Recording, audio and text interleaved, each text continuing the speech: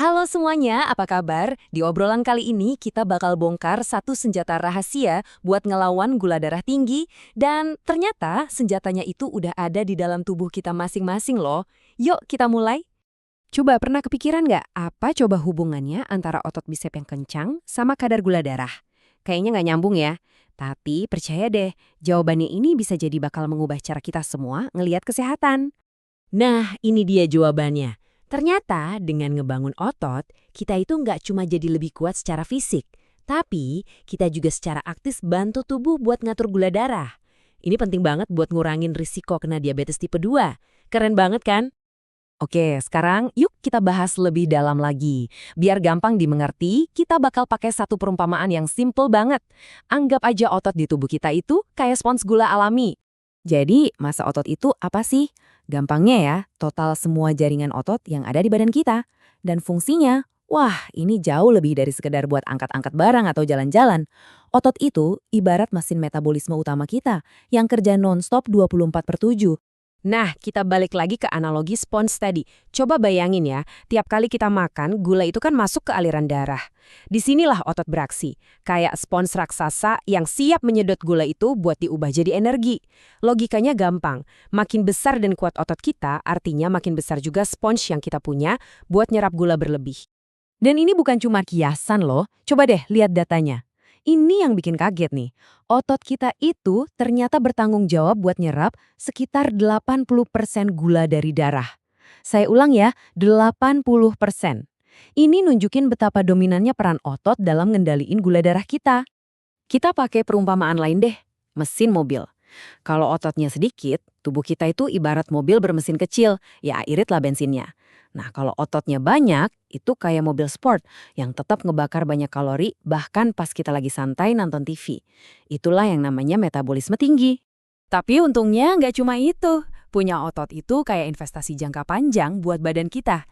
Tulang jadi lebih padat, jantung jadi lebih sehat, dan bahkan bisa bantu ngurangin stres. Hasilnya, ya jelas, kita jadi lebih bertenaga dan nggak gampang capek buat jalanin hari. Oke, pasti langsung kepikiran kan? Terus gimana mulainya? Apa harus langsung nge-gym dan angkat beban berat? Tenang, jawabannya nggak gitu kok. Kita bisa mulai dari hal yang paling simpel, langsung dari rumah. Nih, saya kasih lihat 3 gerakan super gampang tapi efektif banget. Dan yang paling penting bisa dilakuin siapa aja, di mana aja, nggak perlu alat aneh-aneh. Ingat, kuncinya itu memulai. Yang pertama namanya squats to chair. Gampang banget, cuma butuh kursi. Berdiri di depannya, terus duduk, berdiri lagi berulang-ulang tanpa dibantu tangan. Gerakan simple ini dampaknya gede banget buat nguatin kaki, otot yang kita pakai tiap hari buat naik tangga atau bahkan cuma buat berdiri dari sofa. Kedua ada wall push-ups. Cari aja tembok yang kosong di rumah, terus berdiri menghadap tembok itu. Letakkan telapak tangan di dinding, selebar bahu, terus tinggal tekuk siku dan dorong badan. Mirip push-up tapi di dinding. Ini cara yang aman banget buat mulai ngebangun kekuatan tangan dan dada. Dan yang ketiga, lying hip bridges. Coba deh berbaring, lututnya ditekuk, telapak kaki napak di lantai. Nah, dari situ angkat panggul ke atas sampai badan lurus dari bahu ke lutut. Gerakan ini juara banget buat nguatin punggung bawah sama bokong. Nah, biar latihannya sukses, ada 3 kunci penting nih yang harus dipegang. 1. Konsisten. Coba deh lakuin rutin 2-3 kali seminggu. 2. Teknik yang benar. Fokus ke gerakannya yang bagus, nggak usah buru-buru.